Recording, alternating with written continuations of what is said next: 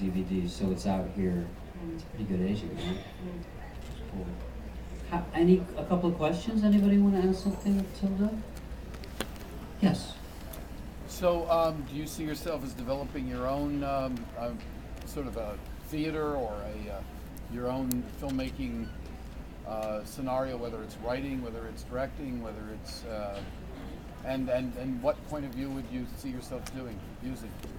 Well, the question was whether I am developing my own filmmaking and in what way. I kind of feel that I'm always involved in filmmaking, always have been. That was an inevitable result, but having my roots being as they are within the Jarmania collective. Recently, I've been working as a kind of industrial spy in Hollywood, but the truth is, it's over. You're spoiled because of Derek. I was super spoiled. Yeah, no, I was super spoiled. When he died in 1994, I was up a gum tree, really. At which point, I made work as a live artist, and I made a piece of work called The Maybe, which I made in London and again in Rome, which I've just been invited to make at MoMA the next year. Yeah, which is a live installation, which has sleep in a glass case for a week. Shades of Lee Bowery. Shades of all sorts of people. Shades of all the people I saw in coffins during 1994, frankly, which is when I developed it. But yeah. So, but I've always been working alongside filmmakers, and I've never not done that. The fact that those films are just beginning to sort of bubble up now means that it's been taking so long. I mean, there's a film that I co-produced with my friend Luca Guadagnino, which we're just completing now, which we've been working on for 7 years. And I'm developing a film with Lynn Ramsey, which I hope we're going to shoot at the end of this year. Lynn Ramsey made Ratcatcher, Morgan Caller, Scottish filmmaker, wonderful. But yeah, I'm always very sort of slow burn. I don't want to do too many things at once, if you can. Just to help About it. working with you. Well, I would love to. Why did I suddenly become Scottish? Actually, I'm directing a film in a month, but any more questions? Anything? No? Yes.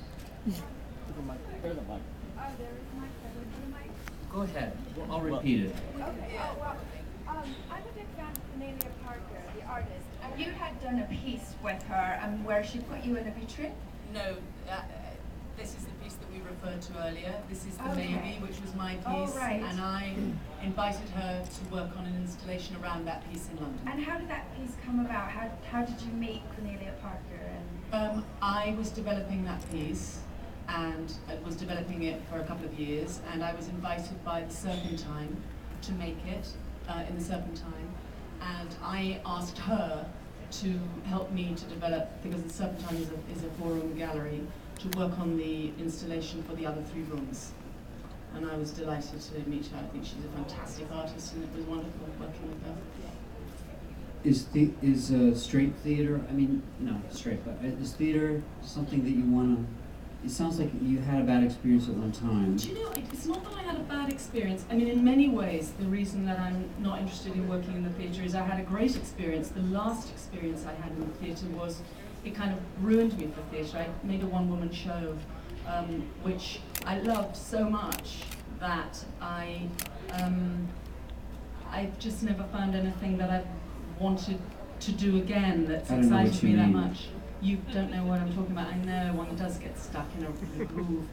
No, but that whole idea of a fourth wall, it would be, I don't know, I mean, I play around with it in my head a lot, because I do love, I mean, the Maybe, in a way, is an experiment in my own mind about trying to find a gesture that is a hybrid of what I love most about live performance, which is everybody, like now, everyone in the room together and all one's limbs are present, and we're all together in time, and anything could happen, and the fire alarm could go off, we could shoot each other. You know, that whole feeling of shared experience. And then what I love most about cinema performance, which is the ability to scrutinize someone who's unwatched that closely, molecularly. And so I developed this gesture of a sleeping figure, which I originally didn't intend to be me, but eventually worked out that it was about me, and that it was a kind of endurance piece, and that I needed to put myself in that box. Very important that I put myself in the box. I was not put in by somebody else. And there was a very interesting piece of misinformation in the art press. Basically, Cornelia and I were very frustrated by this, because I was in the box. I was not able to speak to the press. And Cornelia was the voice of the piece for the duration of the piece. And so there was this misinformation that she had put me in the box, which was frustrating for both of us, because it was exactly what the piece was not. Yeah, so that it was sort of me wondering if that was the closest I got to the theatre, inside a box. I just have a fun question. Since your Academy Award win, what's the most outrageous role you've been offered? Since the Academy Award win, what is the most outrageous role you've been offered? I'm really trying to think. Was there anything that was just quite I wish surprising? I could remember. I feel there's something, but it's logged in the back of my jet-lagged brain. What I can say is that Hannah people Montana. have, I wish, people have really, really interesting ideas. They just do. And I love every idea, and very often, the madder the idea, the more you think, I've got to do this, man. You have the nerve to think this up, I'm going to do it. But I actually can't give you an answer, I'm sorry, but there's something amusing my inner child, and I can't bring it up. I'll give him your email address, and I'll email you when I remember. How did the kids like the Chronicles Of Narnia. Yeah. My children, I was very proud at the time that the film came out, because I kept saying to the Disney executives that there were 2 tickets that were unsold, because my children did not want to see it. Mainly because they went to the now famous multiplex outside Inverness and saw a trailer and said that it was too loud. Which it is. They're often very it's loud way there. too loud. All those films are too loud, especially if you're 8. They eventually saw it on DVD and were kind of amused, because as far as they were concerned, the wrong side won. How have you raised these children Pretty well, I would say. near the They're fields of pagans. Culloden? No, they're pagans. They They are, I've met them years ago, but coming along nicely. yeah. Wow, how are we doing on time? How, Wait, 2 couple more questions? minutes? 2 more questions, I make go it ahead. really short. I mean, it's a